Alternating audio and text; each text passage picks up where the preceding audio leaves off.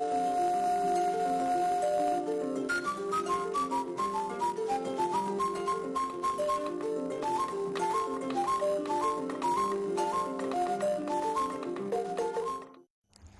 et messieurs, bonsoir. Vous êtes les bienvenus dans ce journal. Tout d'abord, les titres. Ouverture officielle ce lundi pour 9 mois des travaux de la première session ordinaire unique de l'Assemblée nationale.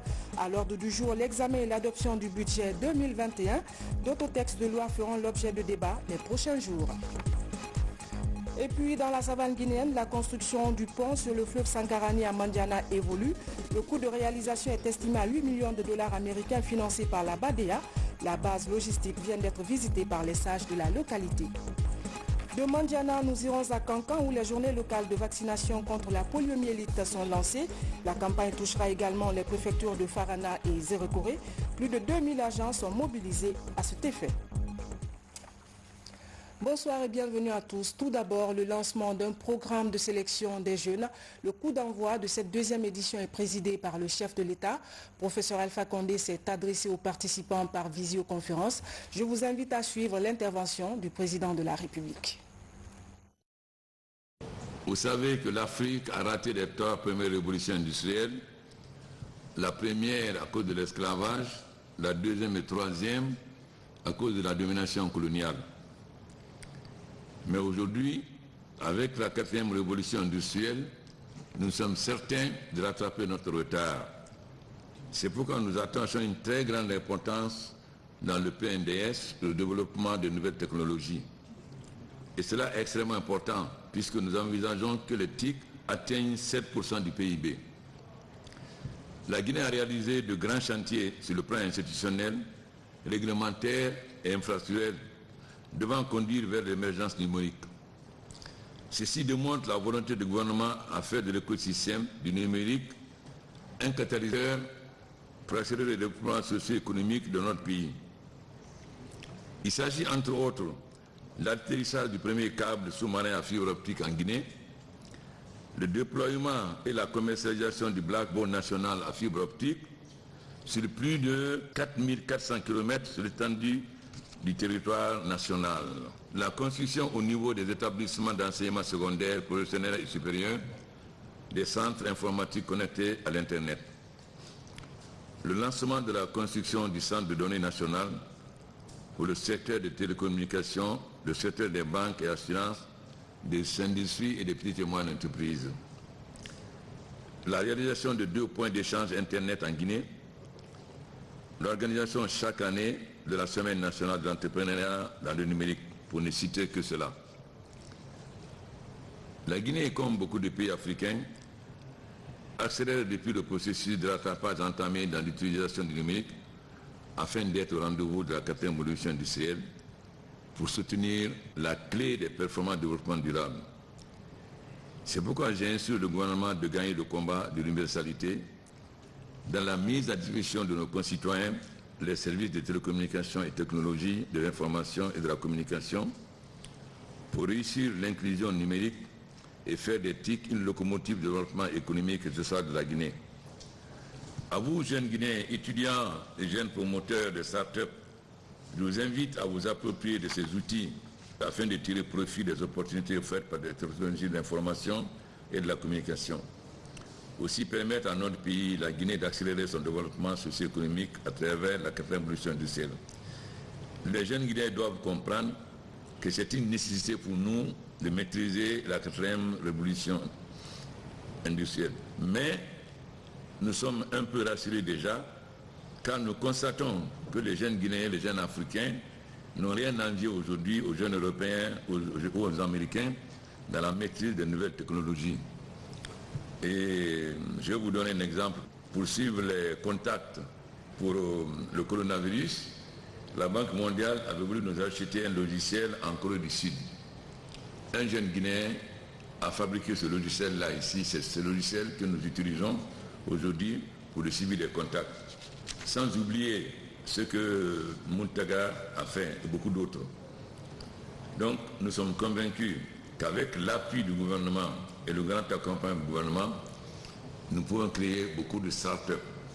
En tout cas, comme je l'ai dit avant-hier, l'ambition du gouvernement et d'ici 2023 de créer 100 000 jeunes entrepreneurs, 100 000 start-up dans tous les domaines, pas seulement en start-up, mais dans tous les domaines. Or, cela est possible grâce aux nouvelles technologies. Si nous nous donnons les moyens, nous pouvons rattraper notre retard sur les pays développés. Pourquoi? Prenez le téléphone. Avant, il fallait des câbles pour avoir le téléphone. Aujourd'hui, le dernier paysan dans le dernier village de la Guinée a 1 ou 2 téléphones. Bientôt, l'Internet sera à la disposition de tous les jeunes Guinéens. Ce que nous voulons, que le jeune Guinéen se trouve à Youmou ou à Télimilé ou à Mandiana ait les mêmes avantages que le jeune Guinéen qui se trouve à Conakry. C'est pourquoi nous sommes en train d'étendre l'utilisation des nouvelles technologies dans toutes les préfectures. Sur 10 Guinéens, 7 ont moins de 35 ans. Donc, c'est un pays jeune. Si nous arrivons à donner les moyens à notre jeunesse de maîtriser les nouvelles technologies, évidemment, cela suppose le développement de l'énergie et des infrastructures, alors nous sommes certains de transformer toutes nos matières premières agricoles et minérales en produits finis et d'être exportateurs. Au lieu d'être le marché pour les autres, nous serons l'usine. Voilà l'ambition que nous avons pour la Guinée, voilà l'ambition que nous avons pour l'Afrique. Et nous sommes certains que les jeunes Guinéens seront au rendez-vous de cette histoire. Je vous remercie. Pour être plus complet sur ce dossier, l'événement a eu lieu dans un réceptif hôtelier de la place en présence du ministre des Postes et Télécommunications et son collègue de l'enseignement supérieur. Des étudiants venus de 17 institutions d'enseignement supérieur participent à ce programme. Nous y reviendrons. L'événement était très attendu. Il s'est déroulé ce matin dans la salle des congrès du Palais du Peuple. La session parlementaire de la 9e législature s'est ouverte ce lundi. Plusieurs responsables des institutions constitutionnelles ont pris part au lancement des travaux. La synthèse de la rencontre avec François Lama. C'est une session ordinaire qui s'ouvre à 2 semaines de l'élection présidentielle dans le pays. Tous les discours qui ont été prononcés pour la circonstance ont attiré l'attention ou éclairé l'opinion sur les enjeux et la problématique du maintien de la paix autour de ces échanges électoraux. L'appel à la crédibilité et à la responsabilité des députés dans l'examen et dans l'adoption des textes de loi n'ont pas été occultés. Au nom de M. le Président de la République, de dire très respectueusement bonjour et de souhaiter la bienvenue à son Excellence Monsieur le Président de l'Assemblée parlementaire de la CEDEAO et avec lui à tous les représentants des parlements frères de la sous-région. Cette session s'ouvre dans un contexte sociopolitique et économique marqué d'une part par la pandémie du Covid-19 et d'autre part par le processus électoral en cours destiné à l'une des plus importantes consultations constitutionnelles, celle de l'élection du président de la République. Ces 2 faits majeurs auront sans doute un impact sur le déroulement de vos travaux sans qu'ils ne les perturbent davantage compte tenu de l'engagement patriotique de chacun et de chacune de vous. C'est pourquoi, en raison de l'importance de cette session et de cette mission qui vous est dévolue, Monsieur le Président de la République sait compter sur votre engagement patriotique individuel et collectif pour un déroulement satisfaisant de vos travaux. Devant les enjeux de l'élection présidentielle du 18 octobre en Guinée, le président du Parlement de la CEDEAO, qui conduit la délégation, a appelé les Guinéens à la retenue mais aussi au dialogue inclusif pour préserver la paix avant, pendant et après ces élections. J'espère que les populations vulnérables seront prises en compte de manière exhaustive dans vos délibérations. La Covid-19 a eu un impact sur les économies de notre région et du monde entier. La baisse des revenus et l'émergence de la pauvreté sont quelques-unes des conséquences attendues après la Covid-19. Je suis convaincu que cette Assemblée fera tout ce qui est en son pouvoir pour relever ces défis. Vous ne pouvez relever ces défis et jouer votre rôle car vous engageant d'abord dans un dialogue plus large avec toutes les parties prenantes et en étant pleinement représentatif des personnes dont vous êtes au service. Particulièrement très touché par l'engagement du Parlement de la CEDEAO d'œuvrer aux côtés des Guinéens, le président de l'Assemblée nationale a invité les Guinéens, surtout la classe politique, à la culture de la paix, mais aussi à la préservation des acquis des pères de l'indépendance de la Guinée. Je ne cesserai de rappeler à la classe politique de nous inspirer de l'exemple de ceux-là qui, sans moyens, sans grand diplôme, ont su et pu éveiller la conscience de ce peuple pour l'amener à l'indépendance il y a 62 ans sans tirer un seul coup de feu. Quelle belle période quand l'Ottoman de Massanta, Lansana Biabogi était le maire de Kissidougou, Kissi et Malinké.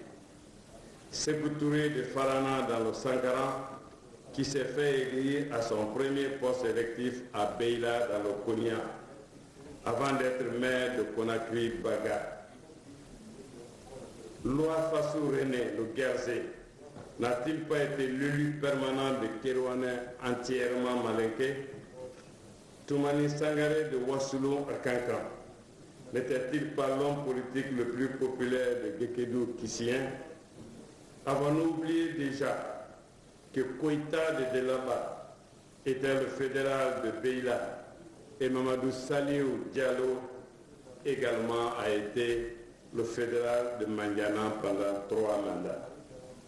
Bari Diawadou le père était l'associé de Fodé Mamoudou Touré le Soussou pour faire de Forékaria et de Kankan leur fierté. Souvenez-nous enfin que le premier député de Guinée, le Peul Yassine Diallo, a été élu sur invitation sur la liste du Kouranko Mambassano de Kissidou, entre autres exemples. Ces dévanciers nous ont balisé le chemin de l'unité et de la concorde nationale.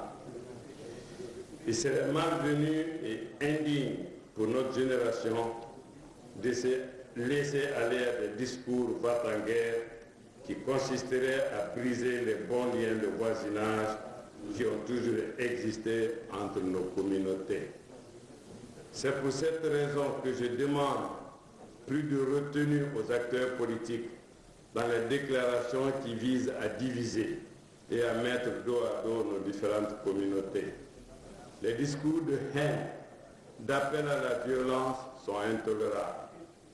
J'exhorte à la lucidité et à la responsabilité des uns et des autres pour préserver la paix et la quiétude sociale en Guinée. Certains députés ont d'ailleurs réagi positivement par rapport à l'engagement de la CEDEAO aux côtés des Guinéens. Aux affaires étrangères, l'heure est au bilan des acquis diplomatiques du pays. Sous la Troisième République, la Guinée a opéré une véritable opération de charme auprès de ses partenaires classiques. Le président Alpha Condé a tourné le regard du monde vers Conakry. Plusieurs accords bi- et multilatéraux ont été obtenus permettant d'améliorer notre politique étrangère. Bernard Tonguilo.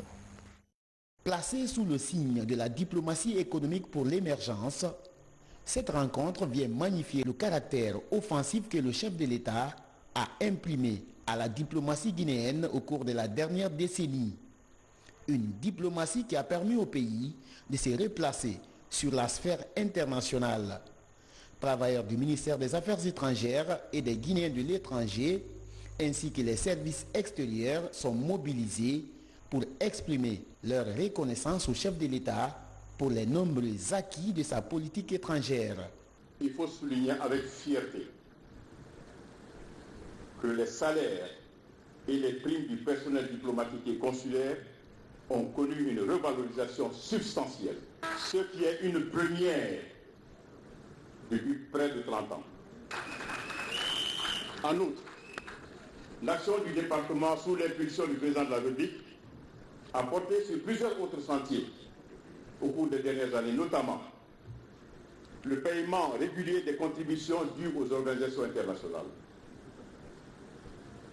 la rationalisation de notre participation aux organisations et institutions internationales, la promotion de l'insertion des cadres guinéens dans les organisations et institutions internationales, le rajeunissement et la féminisation de l'administration des affaires étrangères à travers la promotion et la nomination de plusieurs jeunes et femmes du département central et dans le service extérieur.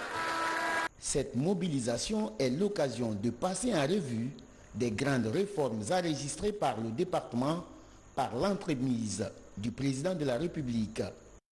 La réorientation de la politique étrangère vers les objectifs économiques et commerciaux permet au pays d'attirer désormais les investisseurs étrangers.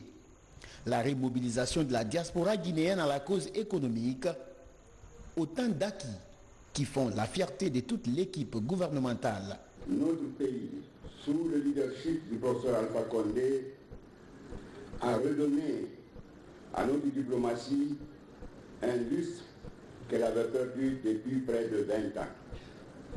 En 10 années de mandature, nous avons assuré une présidence de l'Union africaine avec des résultats forts appréciés. Nous sommes intervenus dans toutes les crises majeures qui secouent notre continent avec des succès certains. Le corps diplomatique est devenu plus agréable et plus respectable. Notre cadre diplomatique s'est étendu. Nous avons diversifié davantage nos relations internationales avec en toile de fond une emphase pour la diplomatie économique. Les travailleurs du ministère des Affaires étrangères s'engagent à poursuivre cet élan impulsé par le président de la République afin de faire de la diplomatie guinéenne un véritable levier de développement économique. Élection présidentielle à moins de 2 semaines du scrutin, la CENI lance un cycle de formation à l'intention des membres des bureaux de vote. L'idée est de leur permettre de s'acquitter correctement de leurs devoirs. Au terme du stage, les bénéficiaires devraient être capables de faire voter les citoyens dans le calme et la transparence. Reportage Makemedozo. Au compte de l'élection présidentielle du 18 octobre, 72 formateurs nationaux sont à l'école de la CENI. Ils apprennent la conduite à tenir le jour du vote. Ils auront ensuite la charge de former 874 agents locaux. À leur tour, les agents locaux vont restituer leur savoir à 75 000 autres agents, repartis sur toute l'étendue du territoire national. Les agents des bureaux de vote, c'est sur leurs épaules finalement que repose la crédibilité de toute une élection. Ils se comportent bien, ça criera moins. Ils se comportent mal, c'est une source incommensurable de problèmes. Si bien que pour nous, la formation d'aujourd'hui revêt une importance capitale. Dans chacun des 14 938 bureaux de vote, la Commission électorale nationale indépendante va déployer 5 agents de structures différentes. Mais pour plus de transparence, les acteurs politiques sont libres de déléguer leurs représentants. L'accent est véritablement mis sur la capacité de ces agents à pouvoir lire et écrire le français.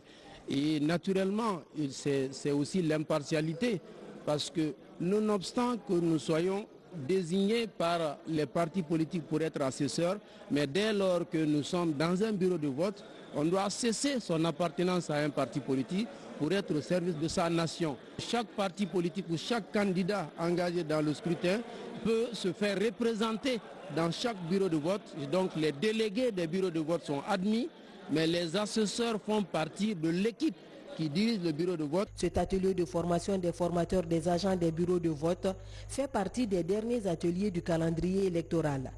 Les membres des bureaux de vote ont un seul jour d'activité dans tout le processus.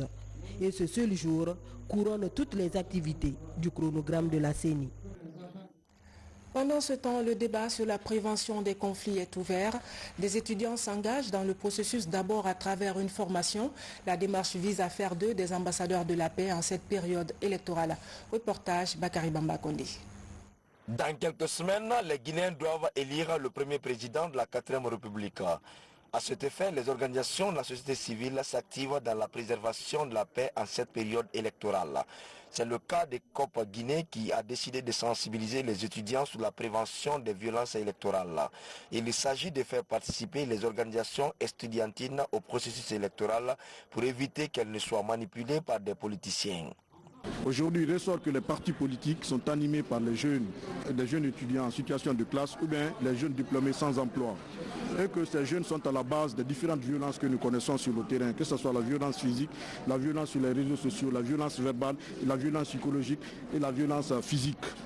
Donc il est très important d'impliquer les organisations estudiantines pour parer, pour corriger cette violence qui est sémée en période électorale. Ces étudiants sont considérés comme des maillons forts et canaux par excellence pour toucher toutes les communautés. Ils doivent conscientiser leurs différentes familles sur les enjeux électoraux afin de prôner le fair play démocratique. Ils ont atteint un certain niveau en termes d'études. Donc cette aisance de pouvoir comprendre effectivement ce que c'est que la violence, puisque eux-mêmes vivent cette violence, eux ils doivent véhiculer effectivement cette information auprès de leurs communautés différentes. Je suis conscient maintenant que les étudiants ne doivent pas se laisser utiliser par les acteurs politiques.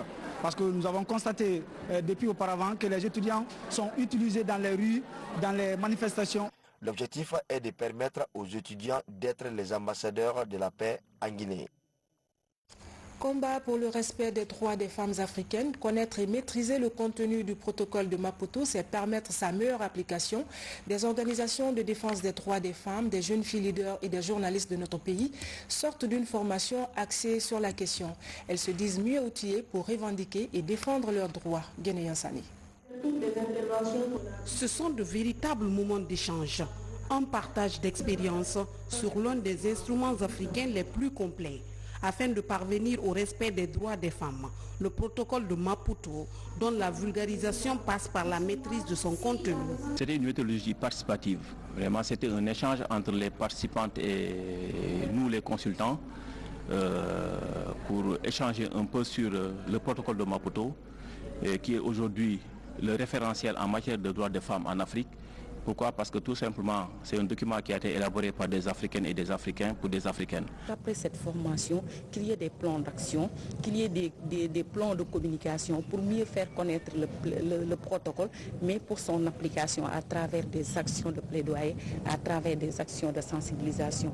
Ces échanges avec ces différentes couches féminines permettront d'avoir des informations sur le niveau de domestication du protocole de Maputo afin d'édifier les décideurs. Notre objectif principal est de documenter les progrès réalisés, les bonnes pratiques, mais également les lacunes pour alerter les gouvernements et les inciter à améliorer leurs efforts dans le domaine de l'égalité des sexes et du respect des droits des femmes. Si la CEDEF, je ne cesserai jamais d'en parler, si la CEDEF est l'instrument juridique de référence au niveau international, le protocole de Maputo est adapté au contexte africain. Donc venir partager le contenu de tels instruments à nos cibles, qui sont les femmes, qui sont en quête de leurs droits, je pense que c'est une excellente chose. C'est en 2012 que notre pays a ratifié le protocole sur les droits de l'homme et des peuples relatifs aux droits de la femme. Après sa signature en 2003 à Maputo, au Mozambique, et son entrée en vigueur en 2005. Mais sa mise en œuvre passe par la connaissance de son contenu. Je ne connaissais pas le contenu vraiment de ce protocole et aujourd'hui, après cette formation, vraiment j'ai été bien outillée parce que ce protocole qui parle des droits de la femme, c'est un instrument vraiment bien indiqué pour protéger les droits des femmes. Make Every Woman Count est une organisation internationale dirigée par des femmes africaines. Elle œuvre pour que les femmes guinéennes puissent s'investir pour l'application du protocole de Maputo.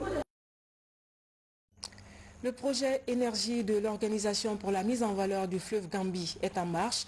Les travaux du 5e lot de la ligne d'interconnexion Bouquet-Guinée-Bissau ont été lancés le week-end dernier.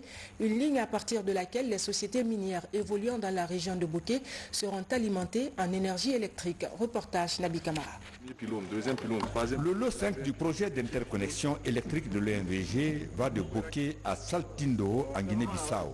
Il comporte une ligne de transport d'énergie et un poste de transformation haute et moyenne tension. Aujourd'hui, tout le monde attend l'énergie de Swapiti.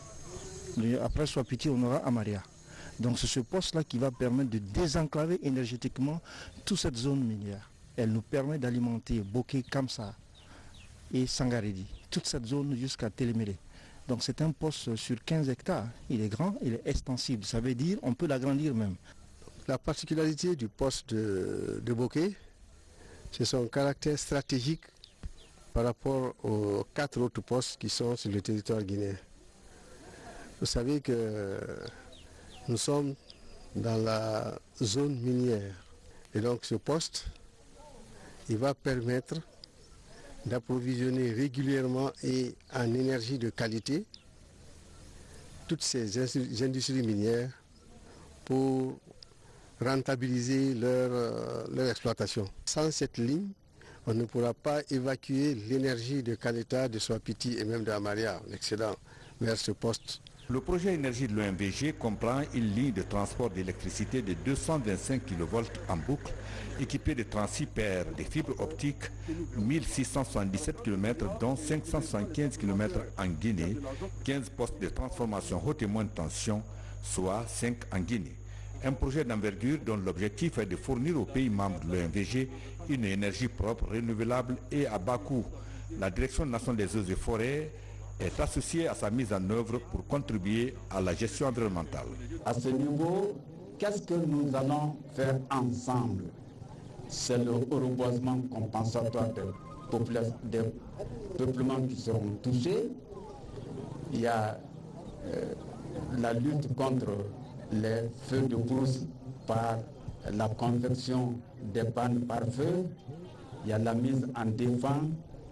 Il y a l'information et la sensibilisation des populations riveraines pour la protection de l'environnement. Je voudrais demander à l'ingénieur conseil de déployer le maximum de lui-même pour que les travaux se fassent dans les règles de l'art. Le projet énergie de l'OMVG a été lancé le 4 février 2017 à Kaleta, dans la préfecture du Breka. La réalisation d'un pont sur le fleuve Sankarani, les travaux sont estimés à 8 millions de dollars américains. Ils seront financés par la BADEA et devront participer au désenclavement de Mandiana. Le doyen de cette localité était récemment sur le site pour visiter les installations. Reportage Maurice Sidibé. Pour s'enquérir du niveau d'évolution des travaux de construction du pont sur le fleuve Sankarani à Travodan, le doyen de la ville de Mandiana et le ministre des hydrocarbures sont sur le site de CGC, l'entreprise contractante. À ce jour, les engins et les matériaux de construction de l'ouvrage sont acheminés et stockés dans la base logistique de la société.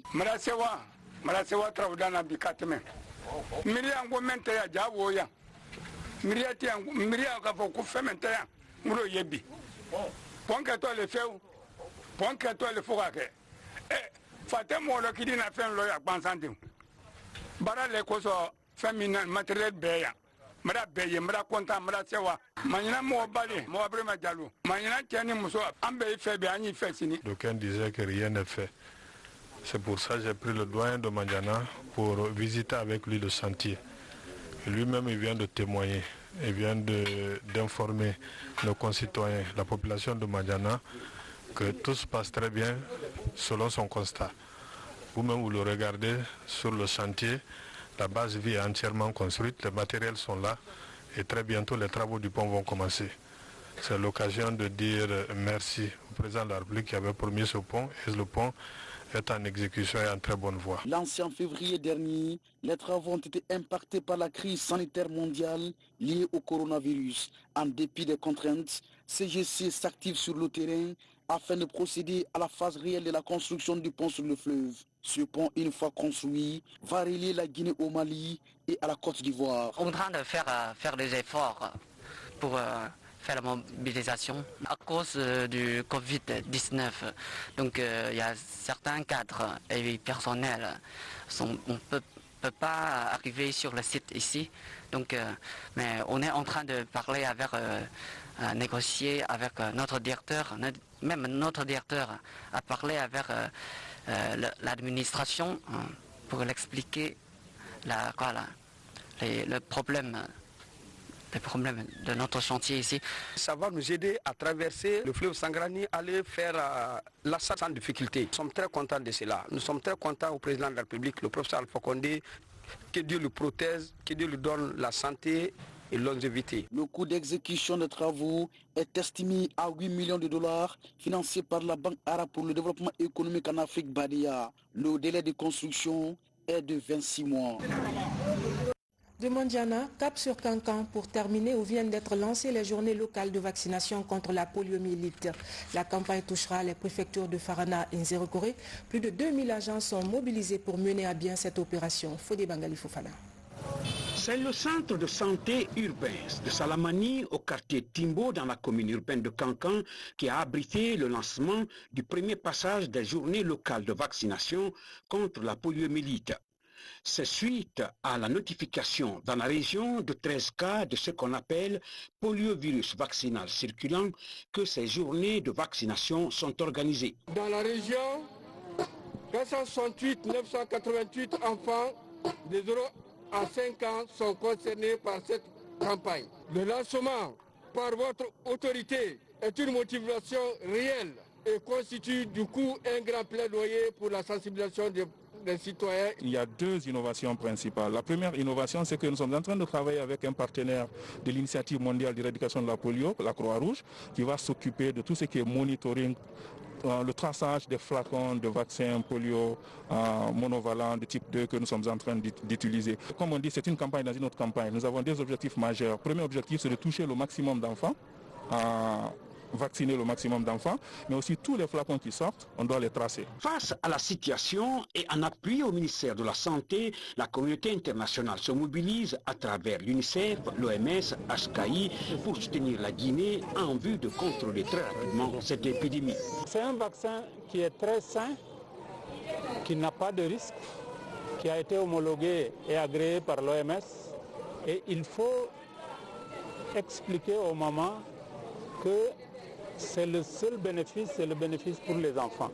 Ces dernières années, le ministère de la Santé, à travers le programme élargi de vaccination, a enregistré d'une manière générale des progrès significatifs en matière de riposte contre la poliomyélite.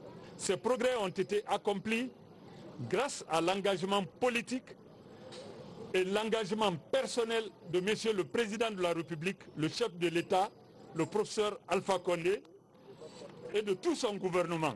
Selon les spécialistes, la poliomyélite est une maladie très contagieuse, invalidante et pouvant entraîner la mort.